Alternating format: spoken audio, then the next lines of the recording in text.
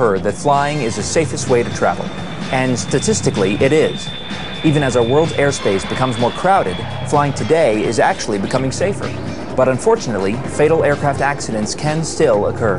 That's why researchers in the Aviation Safety Program are working on revolutionary technologies that may make fatal aircraft accidents a thing of the past.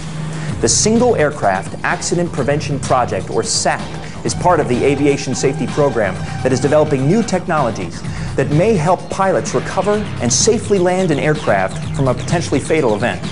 I spoke with John Foster in the Vehicle Dynamics branch at NASA Langley to find out more about SAP.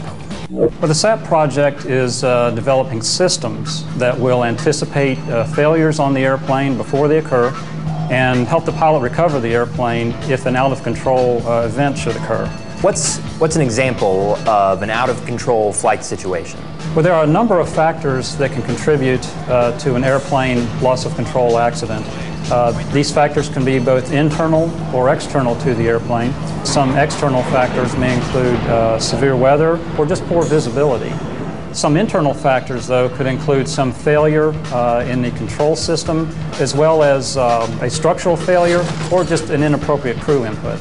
In many of these situations, catastrophic failures cause the pilots to lose control of the airplane, resulting in a fatal accident. Researchers in the SAP project are working on new technologies which they hope will prevent these types of accidents from ever occurring again.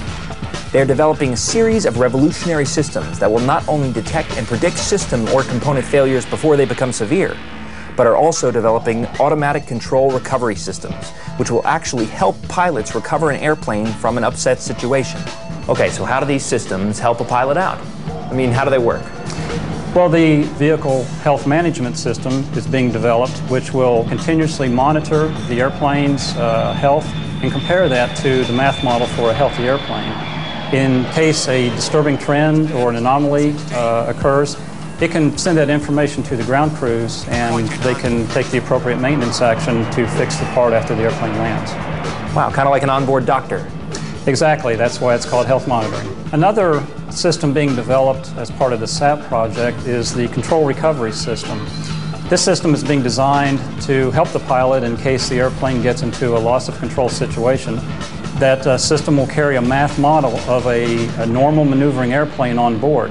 And if the system detects that the airplane is about to enter a loss of control situation, it can alert the pilot and help him to recover the airplane, or it can automatically recover the airplane for the pilot. These systems will not only be able to help a pilot regain control of an aircraft quickly, but will also be able to help land an aircraft that has suffered catastrophic damage.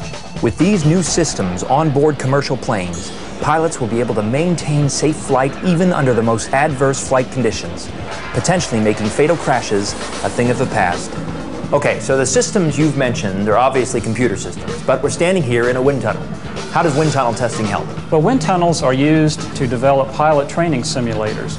We can take the data out of the wind tunnel for extreme flight conditions and put that in the simulator and allow the pilot to experience an out-of-control event and conduct training to learn how to recover from such a situation.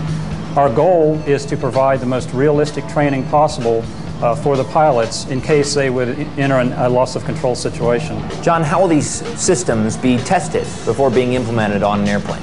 Well, there are several methods that we can use to test the systems before they are actually implemented in the airplane. One is to use a subscale, dynamically scaled flying model of the airplane. In that model, which is remotely controlled, we can install the actual systems in onboard computers and then fly the model through various out-of-control flight conditions and then see how the system works to recover the airplane. What are your hopes for the future of this project? I mean, what are the future goals of SAP?